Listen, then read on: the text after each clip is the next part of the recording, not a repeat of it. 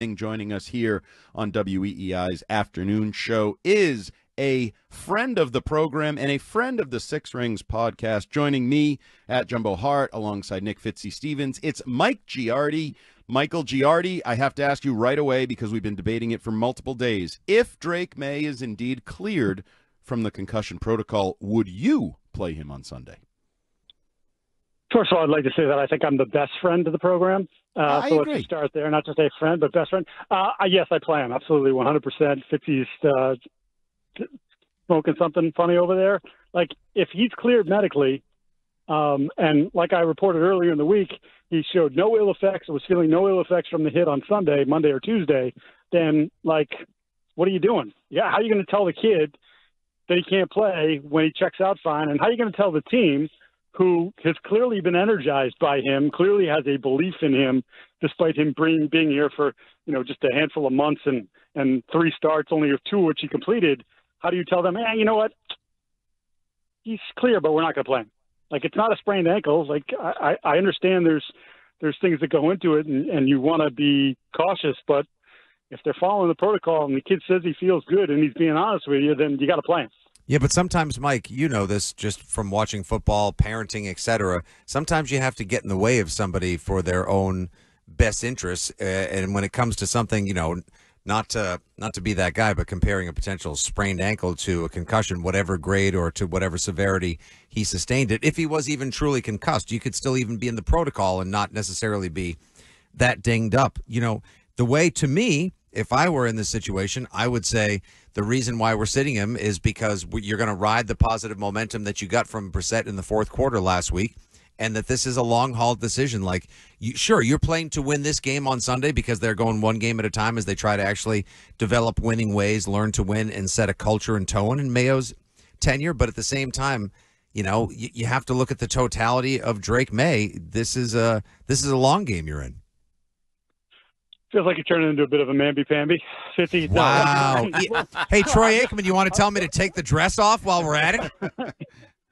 I'm not gonna. I don't need to risk getting canceled. Troy's made enough money in his lifetime that if he got canceled, he'd be just fine. Me, on the other hand, I have 2 kids in college right now. I'm not messing with that. No, look, I understand what you're saying, right? But you're looking at Elliott Wolf is being judged on this roster. Gerard Mayo is being judged by the team that he's putting out there and how competitive, or quite frankly, for 5 of the 6 previous weeks or whatever it was, 4 of the 6 previous weeks, they weren't competitive at all. Like, Drake May gives them that juice. And I know, yes, they lost by 20 to the Texans when he started the first game. And I know they lost by double digits again in Jacksonville, but there's something about him, and you could feel it in the stadium when he went out and Jacoby went in. You could feel it in the crowd. You could feel it in the team, though. And to their credit, they were able to sort of right the ship in the second half. But you're playing a risky game. You've seen Jacoby, and you saw what it looked like with Jacoby. And do you want to take the goodwill that you felt from beating the Jets and turn around and go lose to a team that, aside from Carolina, has been by far and away the worst? You were playing bad. You were in the running for a little while, the Patriots. But Tennessee is a complete dumpster fire right now. I was on Tennessee radio earlier today, and they're like wondering, is this a one and done for Brian Callahan? Oh, yeah, he's coming off a 6-win season, no less, too, Mike. And now they're 1-6, and I don't see their upward trajectory at all. And we thought the Patriots were banged up. Have you seen their injury report? Holy smokes! Yeah, it was not great for them at all. And I was thinking to myself, well, look, if Sweat plays, Sweat alongside Simmons on the D line, it's going to have a hard time running the football again. So then you're turning them into a one-dimensional team, and if Brissett's the one dimension that you're bringing a quarterback, there's a path there. I mean, look, there's a path anyways, because it's not like you're light years ahead of them in terms of your roster and your talent base, but that would change things if Sweat doesn't play. And there's obviously the Ridley thing. I mean, it sounds like Levis is going to get the start, which they were actually, Mason Rudolph has been terrible, actually maybe worse than Levis was, and there was cries for Levis to be benched. So, yeah, they're a mess. They're a wayward ship right now. A group that was a mess as of a week ago, as of Sunday, was the Patriots wide receiver group. But we hear Gerard Mayo today talking about a good week on the practice field, not a lot of balls hitting the turf. I don't want to ask you if you believe him, but do you think that group is capable of a relatively noticeable and swift turnaround? Could they get out there on Sunday with Drake May and suddenly you got 2 or 3 guys that are hauling in 4 or 5 passes and there's some consistency, fluidity? Do you think we could be on the precipice of a turnaround for that wide receiver room? So how do you? I guess the way you're defining turnaround, yes, because there were 4 or 5 balls that should have been caught, like no question. Like if you want to say 1 or 2 of them, like hey, if Bourne had made that back shoulder catch, that would have been he should have caught it, hit him in his hands, but that would have been a tough catch. But in general, like those were some easy throws to mess up. Even Booty, the slant that he dropped that was behind him, you're like, oh well, that's a bad throw. No, well Booty was supposed to sit in the zone, and the throw would have hit him right in the numbers. Right. So they've got to clean up their act. We get into this thing now. It's like, is this big play Booty? And like, okay, guy makes a play here and he makes a play there, but then there's 50 other plays in the game that he's running the wrong route or he's not making. And we know Polk, when we last saw him, he was a mess and has been for a better part of the year. So do I think Jalen Polk's that kind of player? No, I think he's a better player than that, but he's got to show it. They've all got to show it at this point. Mike, earlier this week, one of our fellow beat writers here, Taylor Kyles over at CLNS, put out a tweet of the players that have exceeded his expectations on the season, and it sort of got me thinking that there are a lot of guys that we had never really heard of before on this team. Now, sort of the ragtag tatters of Patriots football that they've put together. They're really kind of a rogue squad at this point. Who would you say? I'm just kind of curious, like offensively and defensively. Who's playing above pay grade or above expectations now that's kind of helping them, that helped them win last week and are some of the bright spots as we look to the midpoint and then subsequently the second half of the season for you? So I wouldn't say that Anthony Jennings is exceeding my expectations because I thought he was really good last year. And I think he's done the same thing this year, like for all their problems in run defense over the previous 5 weeks and actually even into the Jets game. Don't forget the Jets rushed for over 100 yards. He's been their best front seven guy. Week in and week out. He does his job. He does it really well. He's obviously going to get more run as a pass rusher, it seems, and he did this past weekend because they traded Uche. But he's been someone to me that, like, that contract is I mean, I understand it's as an edge setter and run stopper, you don't get paid a ton of money, but like he's just a damn good football player. He's really accountable for what he does, and he pretty much shows that on tape every single play. So he's someone that I would just say like he's just having a really nice year, and he's not going to get the crazy counting stats, so no one's going to really talk about him, but he's a good football player for him. He should be going forward. Offensively, I've liked Vidarian Lowe. Now, he hasn't been out there a ton because he keeps getting hurt. Oh, boy. I didn't like the answer from Gerard Mayo today when he was asked, could he be the long-term answer at left tackle? No. How about no? And he said yes. Well, you need answer, Andy. Yeah, and go find a real answer. He might be named Will Campbell or some stud. No disrespect to Lowe, but it's like because he hasn't sucked, everybody has fallen in love with him because all the other options sucked or quit or left the team. Like him just being competitive somehow has landed him this opportunity. And I didn't mean to cut you off, but that answer really kind of concerned me today. Yeah, I did. We've gone from suck to low. Yeah, I imagine so much lower. Look, I'm not telling you that he's been great. I'm just saying that he stabilized the position. And it's funny because remember when he sort of became the guy during August. And then when he got hurt late in August, and you're like, wait, does this team really miss Vidarian Lowe? And the answer was, yeah, the team really misses Vidarian Lowe. Now, again, that speaks to the overall tackle play that they've gotten throughout the course of the summer and into the fall here. But I think he's done a reasonable job at that position. I think he's at least shown to you that even if they were to do what you said, Andy, and go get target a left tackle in the first round if they're picking in the top 5 or 10, and that's what they do, and I would be perfectly fine with that because they've had a hard time answering that position other than the one rogue year they got from Trent Brown over the last however many years since Nate Solder was any good. Like that's been a big problem for them. But at least Lowe has showed you that moving forward, he is someone that if this continues, he continues on this track, that he is someone that can be a serviceable, useful player for you, whether it be a starting right tackle, whether it be a swing tackle. You need those guys. I mean, pretty much never does any team make it through a full season without their without their offensive line getting banged up. So to have that kind of piece, again, it's more of a depth piece than it is a starring role, but I think he's done what he's needed to do when he's been out there. Like a Cam Fleming type. Yeah. I actually think he's a little bit.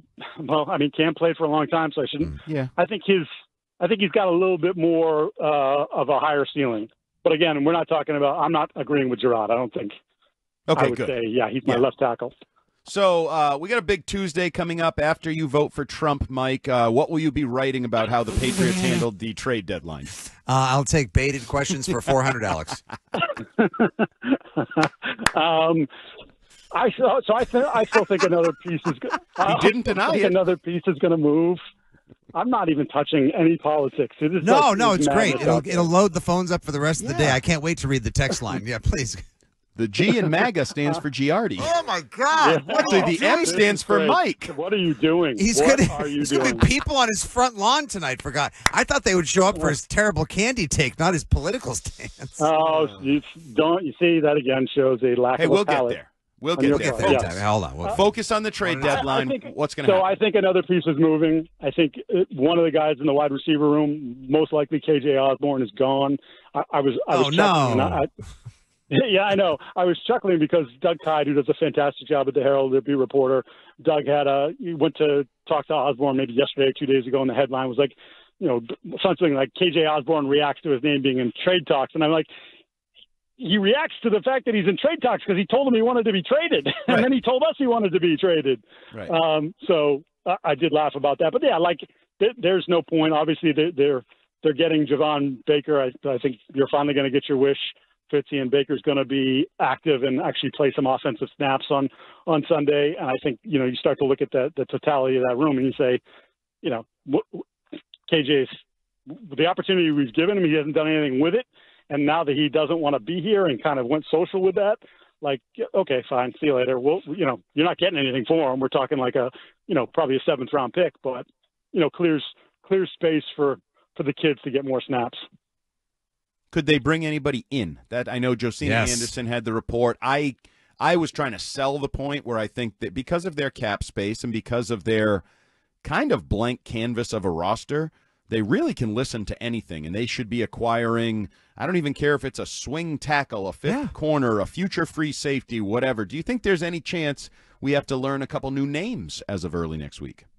Yeah, I haven't hated the idea. I mean, their cap space is ridiculous.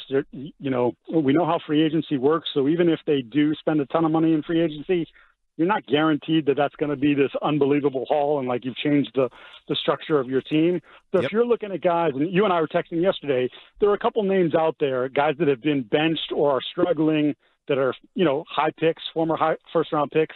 Emmanuel Forbes, the corner in Washington, who went ahead of Gonzalez, right? Like he's been benched. He's definitely not a part of their future plans. Now he weighs 170 pounds. I don't love that. He weighs less than you. With 2 phone books in his pocket soaking wet. Yeah.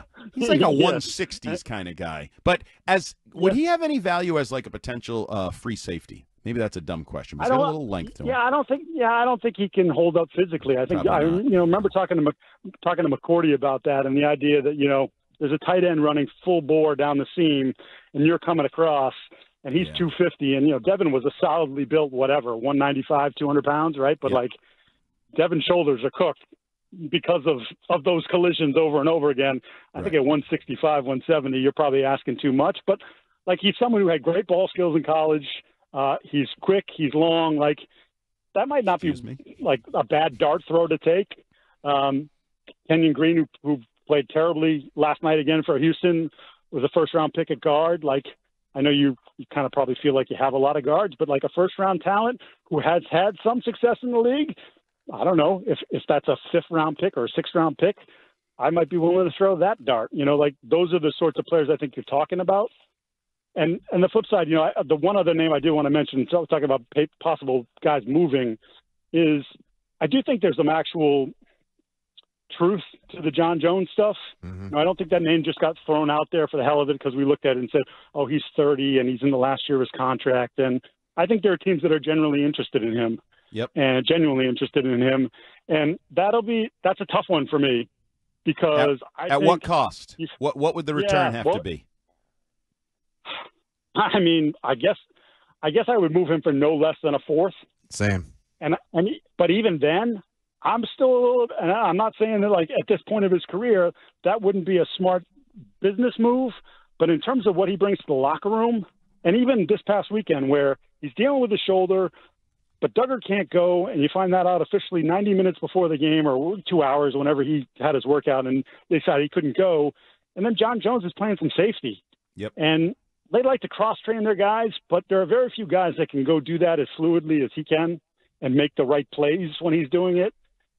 And so between that versatility and then the leadership, you know, you saw him as the guy who broke the team down after the win, you know, with Juwan Bentley being out. Yep. Like, I feel like that locker room is a little rudderless. There's a lot of young guys, and having someone like him, who's one of the last remaining ties to great success here, there's some value in just keeping him and just saying, you know what, yeah, maybe a fifth rounder would still be good value for him, but we can't do that. We shouldn't do that. We need him to keep teaching the young guys how to be pros, because that's been a problem for them. It's for all those reasons and more: the leadership, the quality of character, the positional versatility, the fact that he plays at a reasonably high level on the inside and the out, as well as safety, and what he can teach these guys, Mike, that makes me think, as badly as they may want that fourth from, let's say, I don't know, San Francisco, if they were to call, because they've got secondary issues like so many other teams do, I just can't see moving on from him at this point, even if you would, you know, net another pick. You know, you've already got an extra 3 and a 6. There'll be compensatory picks. The Patriots will be loaded up adequately next year. Why wouldn't you want to keep a guy like him around? You've got $140 million. You could afford another 2 or 3 year deal for Jonathan Jones as well. So I'm with you, and I would love to see them bring somebody in as well this week. Defensive tackle, another linebacker, like you said, a safety. This is a process. This is an exploratory process. The DT thing is interesting too, because I think Godchau's that's real too. I think there are teams that have called about Godchau. The question there is, again, like maybe one of the leanest positions on your football team, cycling in a lot of unknowns. You know, Eric Johnson, I can't even say his name. Jacqueline Roy is going to be your best defensive tackle. So but then if you're telling me, okay, we're gonna be able to get good value for Godchau. You know, San Francisco, there's another team that they lost Javon Hargrave, haven't been great against the run. He'd be someone that would do pretty nice things for them as they're still in a win now mode. But then that's when you have to do the ancillary move. That's when you have to bring someone in who has a longer resume and is a better player stature-wise than what you have on your roster. Because if you're going to move him and then go with that, then what are you telling the rest of your team? But if you move him and you bring in a solid defensive tackle who's been in the league for 5 or 6 years and is a good player, then okay, guys, you know, like this made sense for us to get a fourth rounder for Devon. But at the same time, you know, we brought in a player that can still help us for the now. When, as Mayo said, they want to be a team that is very hard to play over the second half of the season. Okay, I got to ask you before we let you go. You had a controversial take last night about candy. I was trying to look it up. I didn't even know what one of the candies was. One of them was some soda pop crap thing, and the other was butter-flavored jelly beans. Oh, popcorn jelly beans. Okay, well, buttered popcorn jelly beans. Jelly Belly makes them. They are absolutely fantastic. They taste exactly like buttered popcorn, but they got the little sugar in them. Delightful. And then I can't believe you never had gummy colas before. People think like it's a wax thing. No, it's a gummy bear. Yeah. It's a gummy bear that's in the shape of a cola bottle, but it tastes like cola. I don't like gummies. So you can have a popcorn and soda like you're at the movies, but the texture is different, Andy. That's the whole idea. It's the Haribo gummy cola, yeah. And those are really your favorite candies? Bingo. You'd rather have that than like a Milky Way or a Reese's Milky Pieces Way is so or mid. a peanut butter cup. Milky Ways are phenomenal. I said that they're elite candies. I didn't say that I would rather prefer them. See, this is where reading comprehension is important. And I know we're asking a lot of you and others on that social media app to understand the words that I wrote. But I didn't say that I wouldn't rather have a peanut butter cup. I'm just saying those are two elite candies nobody talks about. They're underrated, Andy. Basically, this is the those are Javon Baker and Jalen Polk. Now, he's saying they're the Anthony Jennings and the Del Pettis of candies. Ooh, Del Pettis, by the way, having a nice little moment here. Yeah, he is. Okay. I agree with Judy Batista. She told you were wrong. I tell you were wrong. You can align yourself. She flat out said, "What's wrong with you?" And I said nothing. I said nothing and everything. Tremendous reply, Mike. Mike Giardi, Boston Sports Journal. We bring him on for his Patriots takes. We also talk candy. And real quick, I need a yes or no answer before I let you go. Should the Bruins fire Jim Montgomery? I think the message is lost at this point, and I don't love the roster, so I think he's been saddled with some aging players, or a guy like Zadorov who's dreadful. But yeah, it's probably time. I think they probably have no other choice but to make the coaching change, because you can't fire the 20 players in the room. He's Mike Giardi, best smelling man in the business, best interview on the phone in the business, good friend of the program. Appreciate you, man. Yeah, good luck to Jackson tonight. Thank you. See you, Mike. Mike Giardi, Boston Sports Journal, here on the WEEI Afternoon program, defending his candy takes and also saying a couple interesting things I thought about the trade deadline.